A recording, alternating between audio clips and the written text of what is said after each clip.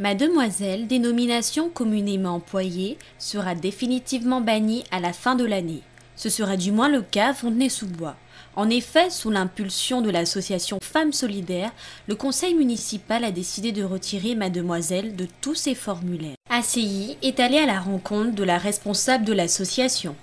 C'est un terme qui n'avait aucune justification juridique. Depuis 40 ans, des décrets existent qui vont dans le sens du fait que le terme mademoiselle est tombé en désuétude. Maintenant, les femmes ne se marient pas forcément, elles peuvent avoir des enfants sans être mariées, elles peuvent être pacsées et ça n'a plus aucun sens de continuer à se faire appeler mademoiselle. De plus, on est même très attaché au fait de lutter contre cette discrimination.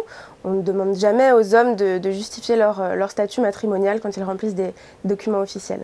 Certaines femmes souhaitent se faire appeler mademoiselle, elles trouvent que c'est mignon, c'est flatteur, mais de toute façon il n'est pas question d'abandonner le terme mademoiselle et de le bannir du vocabulaire. Les gens peuvent continuer à se faire appeler comme ils le souhaitent. Nous, ce qu'on demande, c'est que les banques ou n'importe quelle administration, les mairies n'ont pas à connaître nos statuts matrimonial et une femme célibataire peut se faire appeler madame. L'adjointe au maire, Nora Singal, répond à nos questions.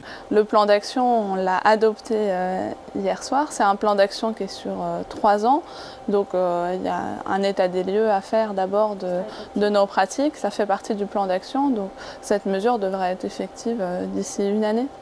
C'est vrai qu'on ne s'attendait pas à un tel impact médiatique de cette mesure, donc ça veut dire que ça correspond sans doute à quelque chose, je ne sais pas si on peut dire dans l'air du temps, parce que d'ailleurs les réactions sont assez vives dans un sens comme dans l'autre, donc effectivement ça va peut-être donner des idées à d'autres, et moi ce que j'aimerais c'est que ça permette de lancer le débat sur d'autres questions, au-delà de cette seule mesure, et vraiment que les collectivités territoriales, les administrations publiques s'interrogent sur le rôle d'exemplarité qu'elles peuvent avoir.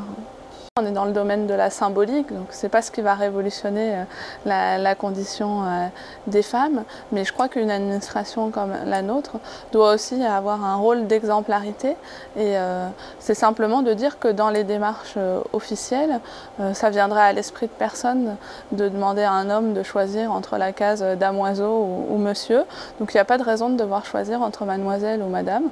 La distinction entre homme ou femme suffit dans la plupart des démarches.